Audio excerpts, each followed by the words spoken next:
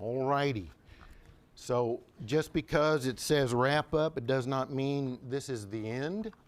It just means it's the end of this series. But it's really more of a beginning for us because of where we expect things to go as a result of what we've been talking about for this past quarter. And appreciate all your time and interest and attention to all of this. And hopefully today will be meaningful for you. Not going to be really covering a whole lot of new material. Kind of a quick recap of some of the key things that were mentioned in the 10 lessons that led up to prior to our panel discussions for the past couple of weeks. Give you a little bit of an idea what our expectations are, what the timeline is going forward with this activity, and then we will have a good chunk of time at the end for question and answers because we just have not been able to squeeze much of that in prior to now. So here we go. As I mentioned, we've covered tools, tips, and techniques and what to expect for the DM small groups over the last couple of weeks with our panel up here. And today we're going to be wrapping that up. And so I'm going to go quickly through this recap. If you have any questions about some of what's been said, what I recapped today, or any of the further detail that came out of any of the prior sessions, that's one of the great things about technology. You can go, if you missed that class, or if you just want to go revisit it, it's all available. So please go back and study those things, and if you still have questions after all of that, come see us. But number one, right off the bat, we introduced that the disciple making is the core mission of the church. And that is why we're doing this. That's why you hear so much about it and why it is so very important. After that, we spent some time talking about how it is it involves a transformation of our way of looking at things, a transformation of our mindset. Instead of just reaching people and hoping we get somebody to think about being a disciple, we want to make disciples. Instead of just educating people and people being able to sit in the pews and gathering and building up good biblical knowledge, we want that to be equipping to get out into the world and share what you've learned, not just to get smarter and keep it all to yourself. Instead of having a program, we've got a purpose. This is why, this is what we're supposed to be doing. Instead of it just being an activity or doing things with friends and neighbors and acquaintances, we want to build relationships, get to know them, show that we care about them because they need the information that we have. They need the salvation that we have been given.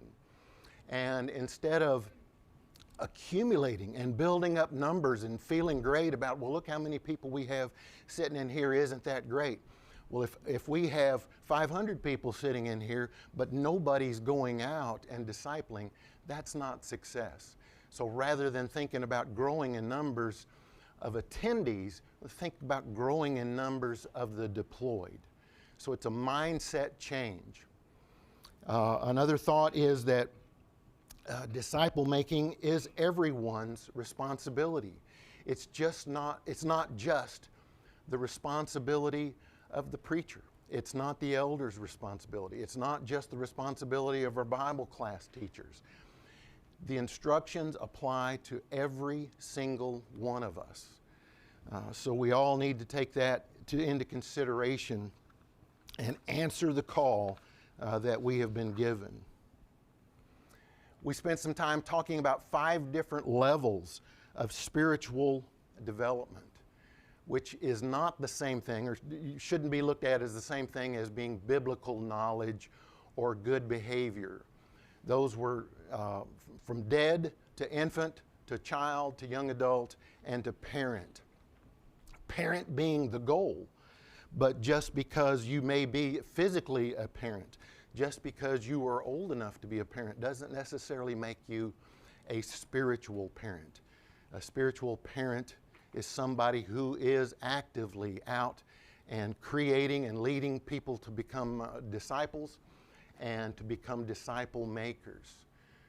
So that's in addition to making disciple makers, we want to be maturing, continually maturing in our spiritual development and not remaining as infants and children and young adults. We talked about 5 different contexts in which we operate as a church or as Christians. We operate in 5 different contexts, and those are the public context, which is the largest. That could be at large events, large meetings, public outings, things like that, very large church gatherings, things like that, social, depending upon where you want to cut off that number, depending upon the size of the church. Social or public could both be considered, maybe our corporate gatherings and things like that.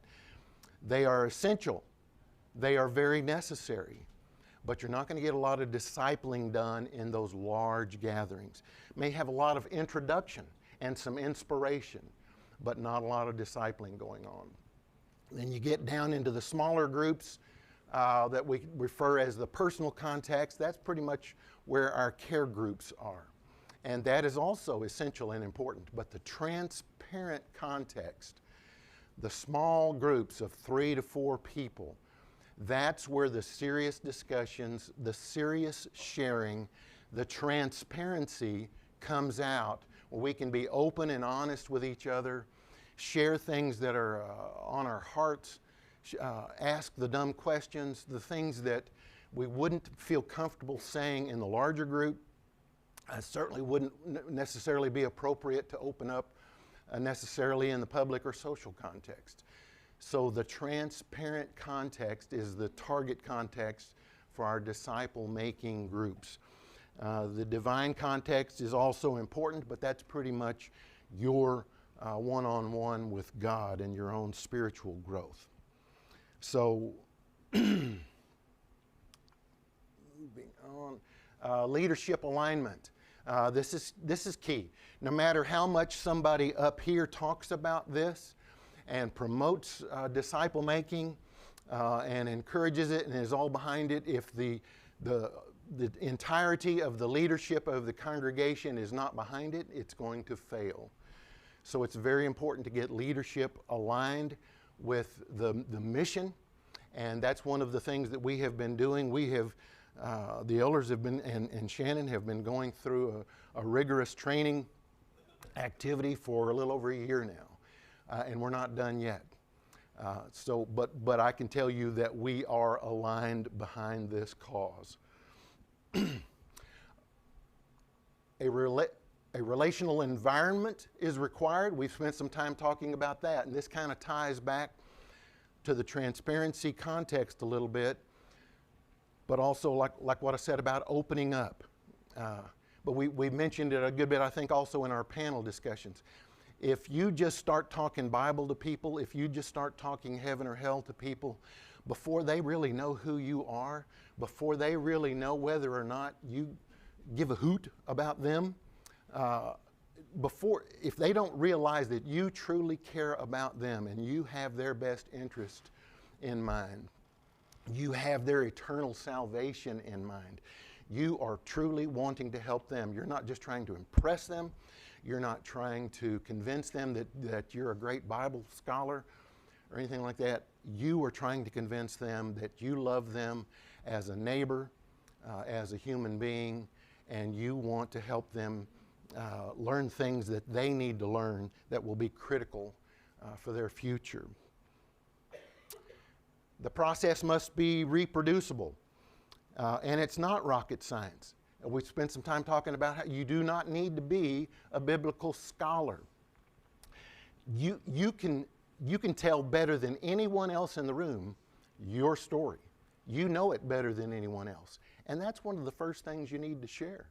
One of the most important things you need to share is your story, and nobody knows that better than you. But then once you've built up the relationship and you've got the discussion going, the process needs to be simple. Because as you bring them on board, And one of the things we've tried to emphasize is we've spent a lot of time in our past emphasizing getting people here. But then once we get them there, we think, yay, success, we've scored a touchdown, and let's move on. But that's just the beginning. It's got to go beyond that. And so just the same way is as we make disciples, we need to let them know, now the expectation is for you to continue on into maturity. You're not a parent because you've been baptized. You're maybe an infant at that point, a spiritual infant at that point. You need to grow and develop, and the expectation is, not just a desire, the hope, expectation is you are going to become a disciple maker. And you are going to make disciples who make disciples. That's what it's all about. And if the process isn't simple, if it's complex and it requires a thick manual to try to figure out, well, it's not going to be very reproducible. So the process must be, and it is, reproducible. We talked about 3 different levels of Christian convictions. And those are the essential, the important, and the personal. The essential things being, what do you need to know to get to heaven? What do you need to know to receive salvation? And it's great to know the entirety of the Bible, but you don't need to know the entirety of the Bible in order to get to heaven. You just don't. There are essential things, though, that you must know and that we need to agree upon. There are other things that go beyond essential that are very important to you being able to live out your faith, to be able to live a godly life. There are things that are important. They don't necessarily impact your salvation, but they impact the quality of your spiritual life. So those we classify as important. And then there's a whole truckload of things that we could throw in the classification of personal, things that for which there is no black and white instruction about, things that just are matters of preference, maybe matters of opinion and things like that. So what's all this got to do with disciple making?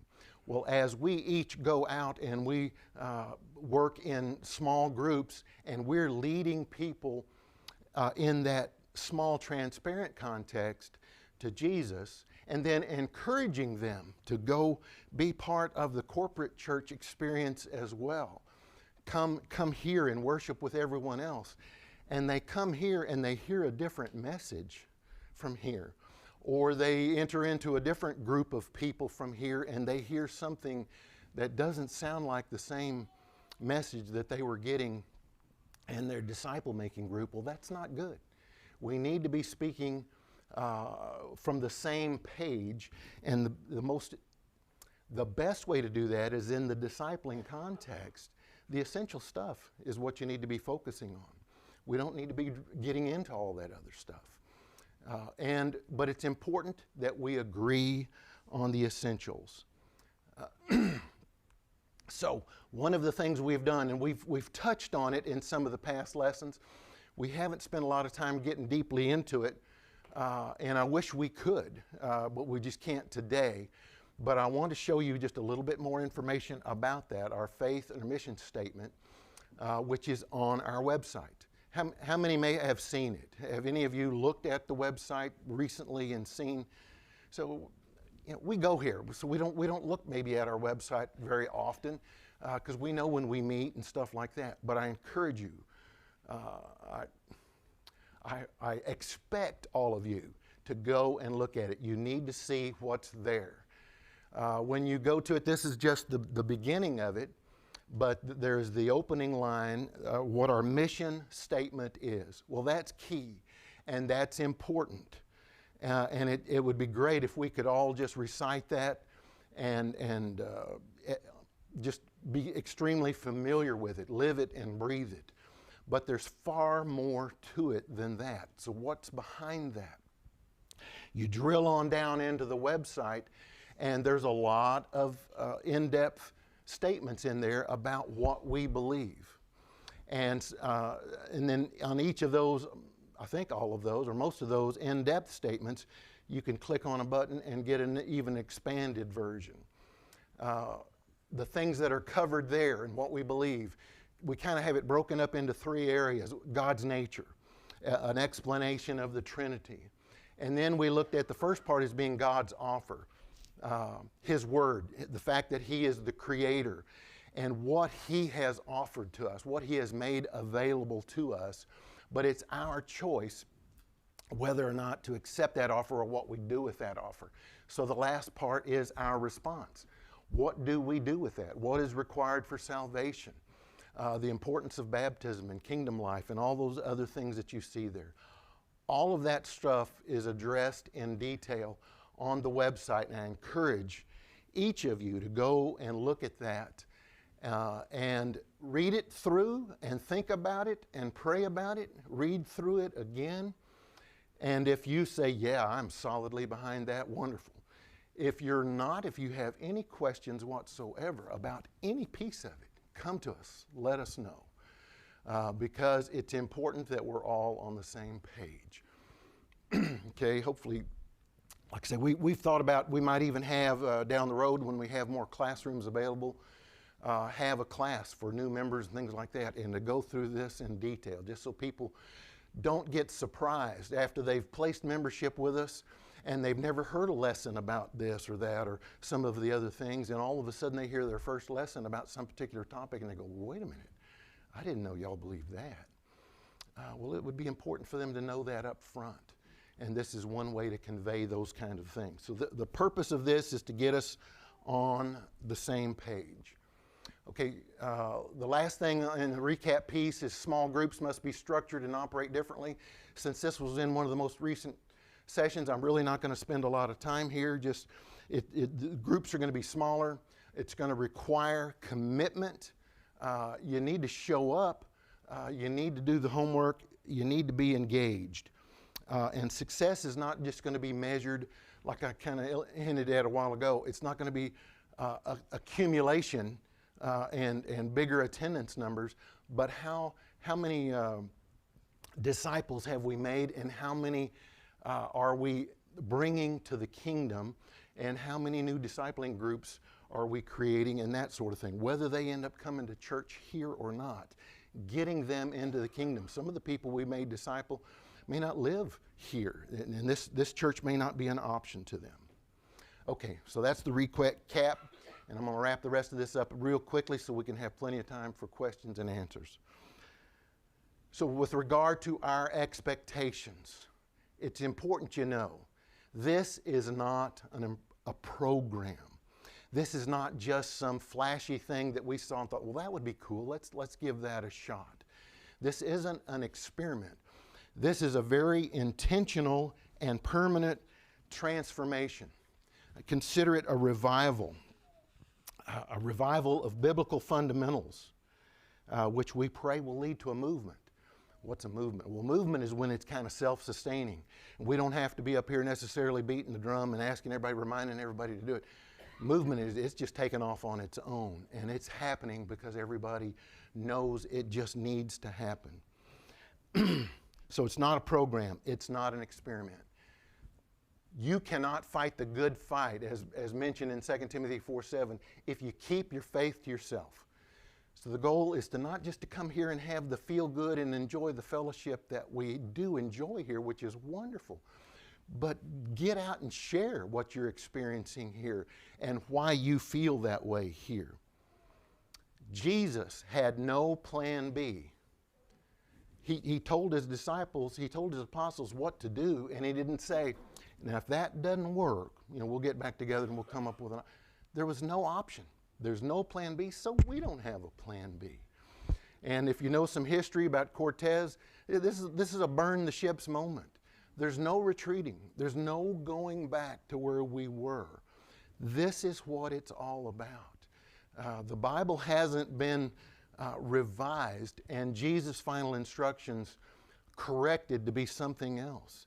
They remain what they were, and that is go and be and do and teach them to do everything I've commanded you. So that's what we're doing. We're going back to that. Throughout the activity, I wish we could get into more detail on some of this kind of stuff now, but we will share a lot more information with you. books, websites, apps, training and equipping conferences that you can go to, our own training material that Shannon and we are working on, and so much more. You're not just going to be empty-handed and go, well, I don't know where to begin with this. You're going to have so much information at your fingertips, there's virtually no excuse, okay? So, but that's no point in getting into all that detail now, but there is so much information out there. I will share, Warren and I went to a discipling conference down near Houston last year, 2 solid days, and it was phenomenal and eye-opening to see the amount of material there and the amount of opportunities there. It's just, it's plentiful. So there's really no excuse. Okay, so what's next? Well, okay, tell us what you need as we go forward. If there's something that, like, I still don't, I need something that will help me do X or whatever, let us know. That is our call, is to equip you and make sure that you are fully equipped to go do this mission that we are sending everyone on. So what's next? So what is the timeline? December is going to be a month for preparation. We want everyone to be praying about your specific readiness, your participation. Be praying about our care groups, because we feel like our care groups are going to be impacted to some degree, but we don't know how much. Pray for other members by name, people that you think may be contemplating it, or whether they are or not. Just be in prayer about it, and what the result of all of this will have as an impact on our community and the lost around us.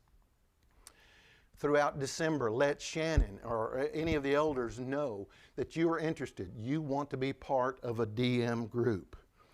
We will have a special meeting after worship on December 14th for those who believe that they've decided, I'm definitely doing this, or I think I want to do this, but I've got some more questions. We want you to put that on the calendar and plan to come to that meeting, and we'll get into even more detail. And then we're planning on New Year's Eve and New Year's Eve. We're going to have a 24-hour time of prayer, beginning 6:30 the evening before and ending at 6:30 on New Year's Eve. While we're already here and gathered for our New Year's Eve activity, we're going to have 24 hours of prayer focused on all of this. So pray, pray, pray. Be thinking about it. Come to the meeting. And there'll be more detail on the 24 hours of prayer thing coming up. So then we launch in January. It'll be a time to form the groups. We can't tell you what that's going to look like now until we know how many people are interested.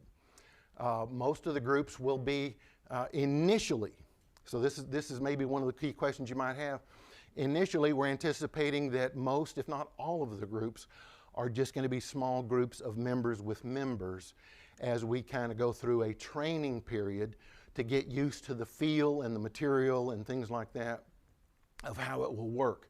But then once we have been equipped, unlike care groups, the idea is, okay, now that group's not going to keep, that group of 4 people is not going to keep just studying amongst yourselves. Nobody is getting discipled outside of existing members if that's all we do. So then we split and we form new groups, and now we start reaching out and we start bringing in non-members into those discipling groups. We will be rolling out the training materials as the groups form. It's going to be interesting to see what the impact is on care groups. Some care groups might be heavily impacted, some might not be impacted at all. We don't know, so we're going to have to just assess that and adjust and deal with that at the time. We expect each group to meet weekly. The group, we're not going to dictate where each group or when they meet, but just like for care groups. But meet weekly through May, and then we'll assess and decide, do we start in the summer, do we start in the fall with the new DM groups, or what? And then once the training is complete, we'll break up and multiply groups and begin bringing in non-members. Okay, so that's what's coming in December and what we're going to kick off in January. And that's pretty much it. So want to spend the rest of our time giving you an opportunity to ask questions. I'm sure there's things that we haven't covered or we've said that might have been confusing. And I'm just going to write the questions down and Brian's going to answer all of them. No, but seriously, Brian and Buster and Warren, y'all chime in as desired or as necessary on the question and answer. So fire away. What questions do you have? Yes, ma'am. How long is the meetings each week that you are going to be participating in, and is it going to be day or night? Good question. So how long are the meetings? Most of what I've read and seen said it's an hour, at least an hour, hour and a half, 2 hours tops. It just kind of depends on the energy level of the group, maybe how late the group starts, and that sort of thing. And that's a focused time of discussion over material that you have read and questions that you have answered during the week leading up to that meeting. So it's an opportunity for everybody to share and learn. It's not going to be that hour, hour and a half. This is me, this is my suggestion, is not going to be 30 minutes of nibbling on food and small talk and then 30 minutes of serious discussion. It's at least an hour of serious discussion about the material. And then the socializing or whatever, do that afterwards maybe if need be, but that sometimes that just adds unnecessary extra time and pressure for these. Like I said, we're not doing away with care groups. We're not doing away with our opportunities to fellowship and socialize in larger context and to share, because that is important. Okay, does that help? Does that answer? Oh, and you said time. What time to start? It depends on the group. Depending upon the 4 that are in your group, it may be Sunday night, maybe Sunday afternoon, might be Saturday afternoon, just whatever the group decides. Okay. Other questions? Yes, ma'am.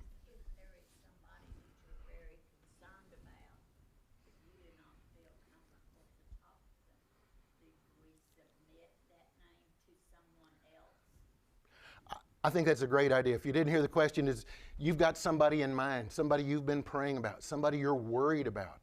You want somebody to engage with them in a study. Maybe due to relationship issues or who knows what, you might not be the right one, you know. There may be somebody else is the right one, or you just don't feel like you're ready yet, or just not the correct one. My opinion on that is, I think yes, Shannon as the lead trainer and mentor in this, and the elders, let us know. We're going to know what all groups are meeting, what all groups are, kind of the personality of the different groups and the makeup of the maturity of the different groups. We're also going to have an awareness of people who are maybe not in a group, but willing to take on a one-on-one Bible study or a small group or something like that. But absolutely yes, let us know. We'll work together. We'll talk with you. We'll pray about it. We'll find the best solution for that and get them plugged in with somebody or some group. Does that help? Yes, sir. Just to clarify, and I may have misunderstood, but initially it sounds like these groups are going to be internal through May.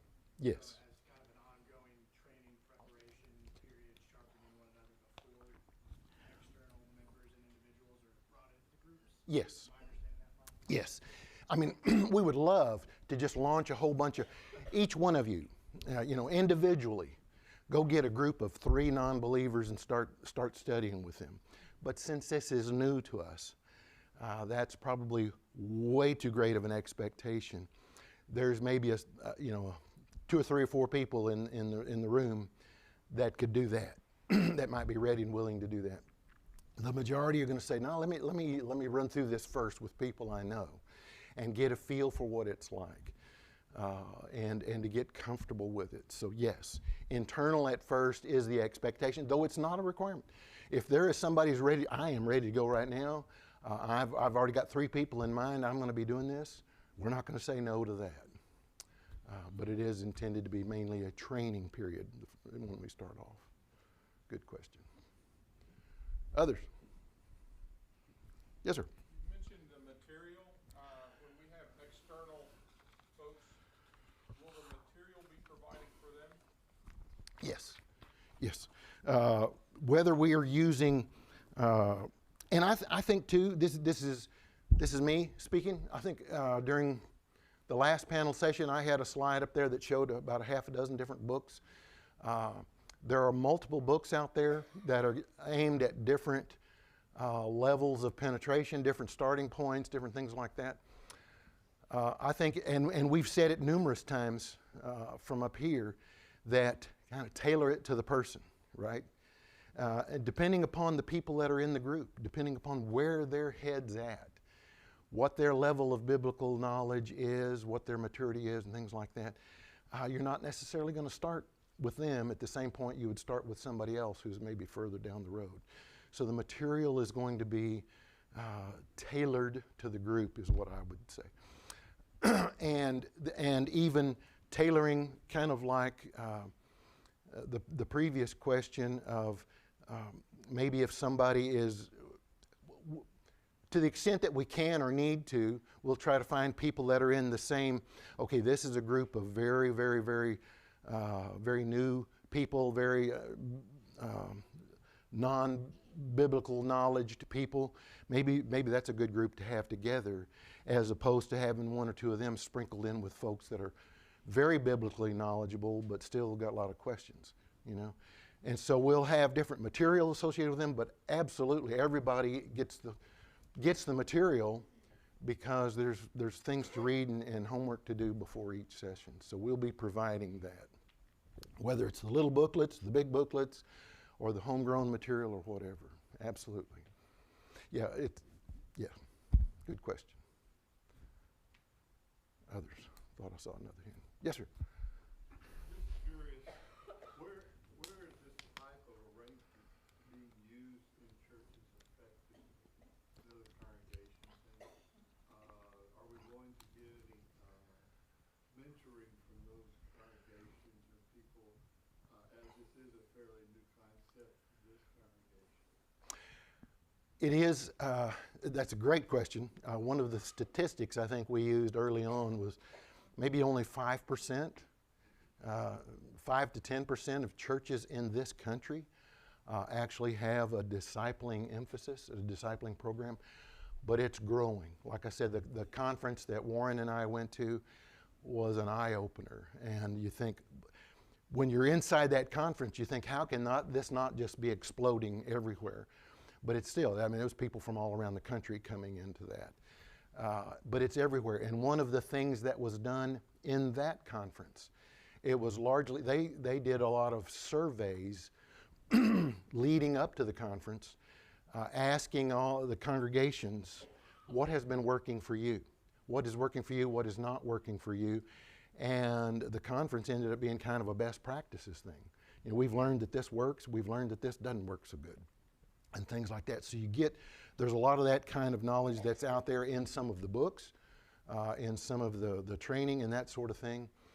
I couldn't right now tell you, I couldn't give you a list of what churches are and aren't in our region that are doing this, but I know it's growing. It's a topic. If you're listening, and I'm not one who listens to a lot of podcasts, things like that, but just our publications and online discussions and things like that, more and more and more, you're starting to hear the discipling term being mentioned. So it is growing. But yes, that's very important. A lot of the stuff that we've been studying for the past year has been, and we've asked a ton of questions to our coach, and you know, what's working, how should we do this? How do we start? What about this? What about that? And a lot of the answers we're getting is based on things that have been shown to work or not work elsewhere. Yes. Follow-up question. What percentage of a congregation, the statistic was given that 2% of people in a congregation have asked or evangelized in the last year. What's the infiltration of this program in congregations where it's been put forward? A half the congregation involved, 3/4, 10%, Yeah. how does the congregation generally respond, and what's the expectation and participation at this congregation in the initial? Good question. I'm trying to recall. I don't have the numbers with me, but I'm thinking that once you get 50 to 60% engaged, you're doing really good. And that's kind of, if I remember right, that's kind of like where we've been care group wise, for example, right? We put a lot of emphasis and push, get involved in a care group. And there's folks who aren't involved in care groups. But we had somewhere around 50% or more, I think, the last time we did a count of people that were engaged. And that's good. We're not going to beat anybody over the head and that's in that other 40% or whatever and say, if you don't do this, you're out kind of thing. There's just going to be some that aren't that way. Our hope would be for everybody to get engaged. And initially, we certainly don't expect that 50 or 60% to jump on initially. There's learning curves, there's expected levels of early adopters and things like that are out there. I couldn't quote you the numbers. Just from some of the interest that we've heard expressed since we started this series, have a feeling we're going to do well as far as the early adopter percentage. And then as that, just like anything you knew that you do in the church, you never get everybody to just line up, yeah, we're going to do that. There's going to be those who want to, I need to build up my confidence. There's going to be others who want to say, I want to see where this is going. I want to see what this looks like. I want to hear and smell and feel the success from some others, and then I'll jump on board and things like that. So there's that kind of natural progression in anything we do. So we're expecting that here as well. So good question. Others?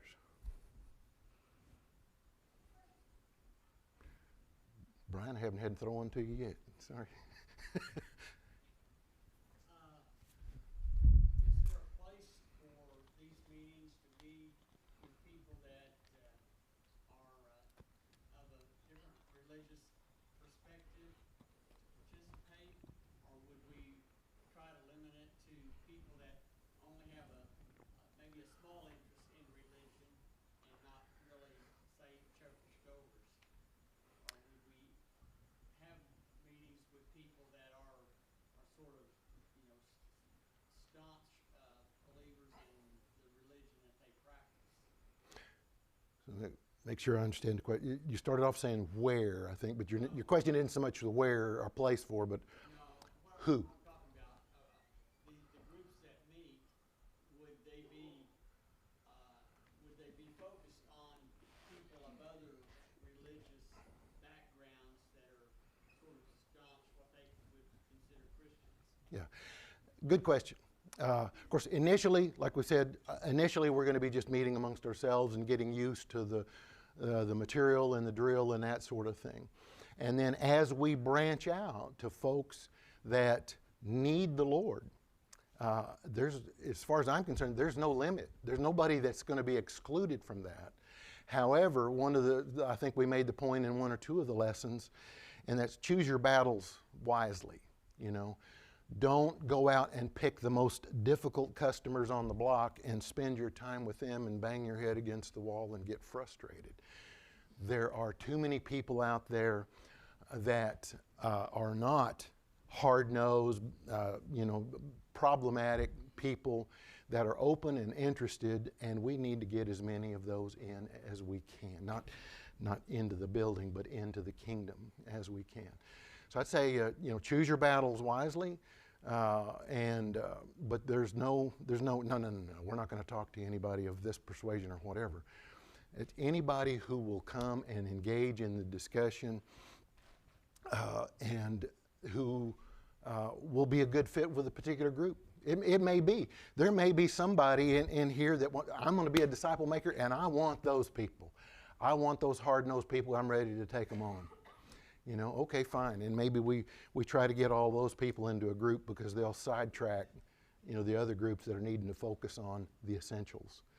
A lot of times the difference between us and folks of other persuasion or some of the terms you used, gets off into the personal or the important, of the convictions and not so much on the essentials. We want to focus on the essentials, and maybe that helps make it easier conversations with some of those folks. We're not going to get off into deep rabbit holes on small little issues that have nothing to do with salvation, right? That doesn't need to be in a DM group. That's for a special class at another time, right? Does that help?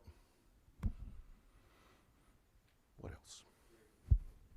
So I think I've heard building relationships is kind of key in opening the doors to having conversations and, influence people to want to learn more, that kind of thing. So my question is about building relationships. Obviously, neighbors and workmates are kind of a low-hanging fruit. I think I also heard that door knocking is not something that's successful. So what are ideas about how to develop relationships outside of like neighbors and work like that? Good question. A lot of it is just being okay. Take off the religious cloak and robe and all of that kind of stuff, and just be regular old kin. And I want to get to know you. You are somebody I don't know, and as far as I know, you don't know the Lord. I want to get to know you. How would you start doing that if you didn't have the religious thing in your pocket that you're thinking you're going to pull out at some point? Throw that aside and just say, I am just focused on you as a person. I want to get to know you. And depending upon where you met them, if you meet them in a store and they're buying something, maybe they're, you starting a project on blah, blah, blah, or where do you live? Or just however you would start a conversation to get to know somebody or to just be friendly. That's the greatest way to start, is just be a friendly, loving person and show genuine interest. So many times, I think Brian might have been the one that said, so many times we walk around without making eye contact with people, and we don't engage with anybody. So we're alone out there. Make eye contact with folks and pick somebody that looks like a peaceful person, and just strike a conversation with them. Whether it's your neighbor who you already know by name, but you really don't know them,